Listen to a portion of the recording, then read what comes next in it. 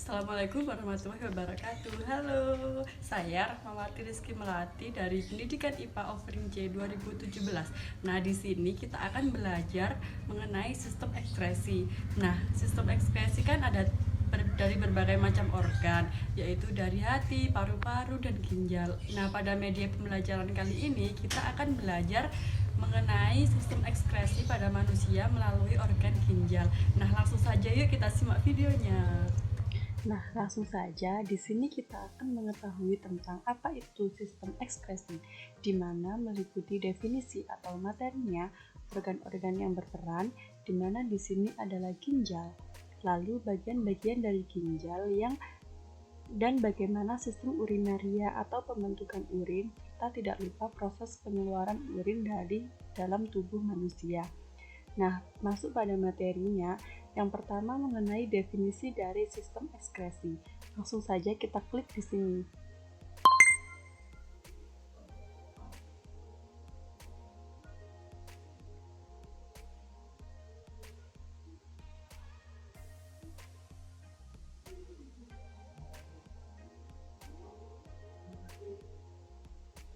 Nah, jadi yang pertama langsung saja tentang apa itu sistem ekskresi.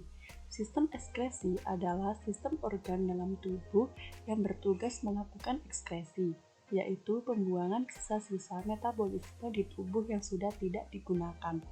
Lalu yang kedua ini, salah satu sistem ekskresi di dalam tubuh manusia adalah sistem urinaria atau pembentukan urin melalui organ ginjal.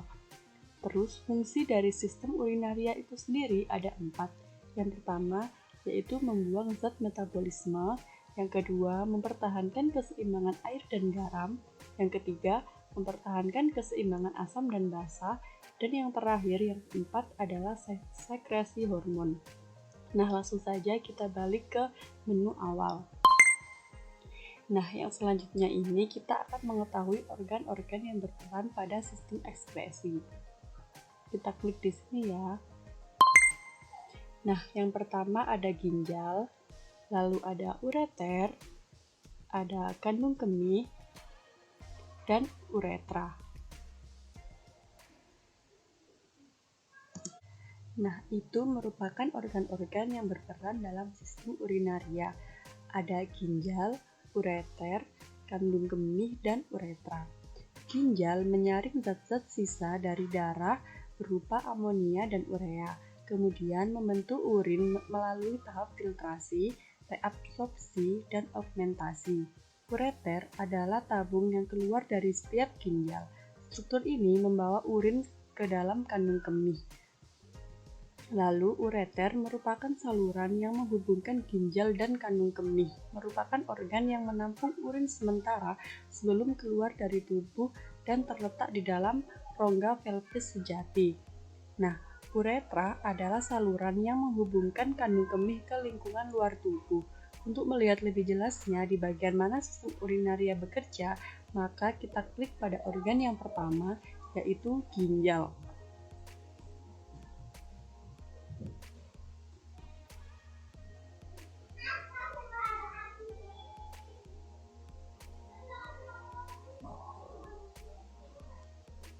Nah, di dalam ginjal ini terdapat korteks, medula, dan pelvis renalis.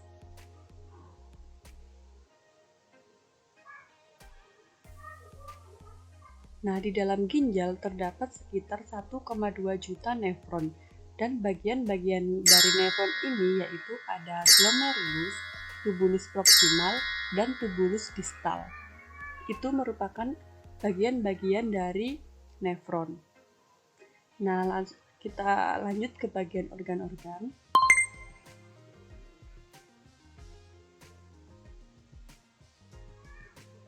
Untuk mengetahui organ yang kedua, yaitu ureter, kita klik di bagian ureter.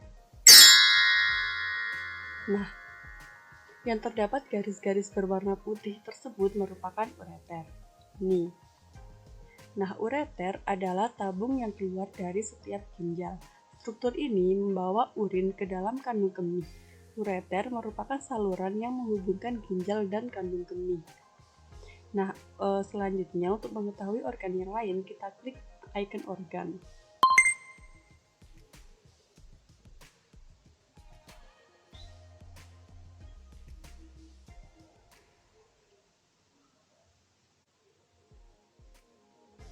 Nah, lanjut ke organ yang selanjutnya adalah organ kandung kemih.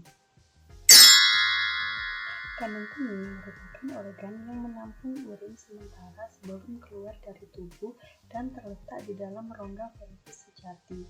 Nah, dapat dilihat pada gambar, disitulah letak dari kandung kemih. Klik icon organ untuk melihat organ yang terakhir.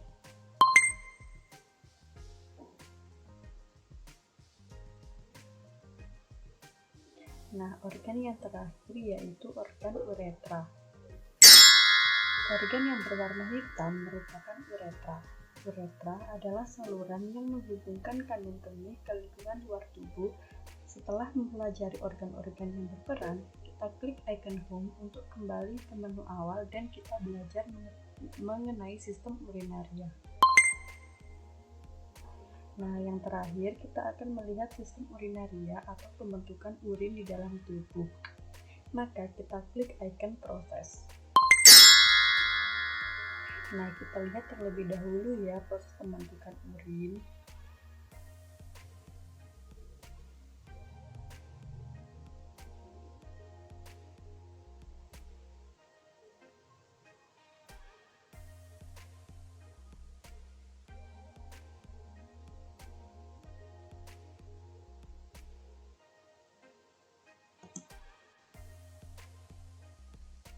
Nah, yang pertama di sini adalah air, garam, molekul-molekul nutrien, dan molekul-molekul buangan.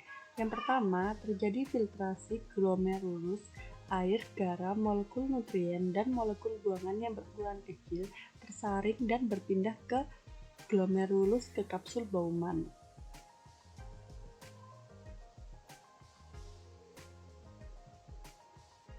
Nah, selanjutnya di sini terjadi proses reabsorpsi, yaitu nutrien seperti glukosa dan asam amino yang masih dibutuhkan oleh tubuh diserap kembali dalam dan masuk ke dalam darah pada tubulus contractus proximal. Nah, pada animasi ini yang merah merupakan nutrien yang dibutuhkan oleh tubuh. Nah, sedangkan yang hitam ini yang tidak dibutuhkan oleh tubuh akan keluar. Nah, di sini akan terjadi proses augmentasi atau pengendapan. Urin sekunder akan masuk ke tubulus contractus distal. Pada proses ini terjadi pengendapan zat-zat yang sudah tidak diperlukan oleh tubuh lagi.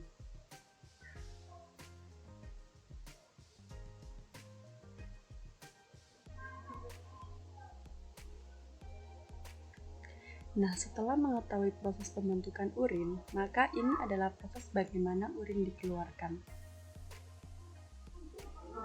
yaitu melalui ginjal yang menjadi tempat pembentukan urin, keluar melalui ureter, lalu urin akan ditampung di kandung kemih. Apabila urin dirasa sudah penuh, maka akan dikeluarkan dari tubuh melalui uretra.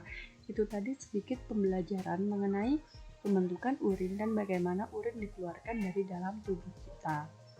Nah, kita kembali ke home awal, namun sebelum itu untuk lebih jelasnya kita mengetahui materi yang lengkap, maka kita klik di sini.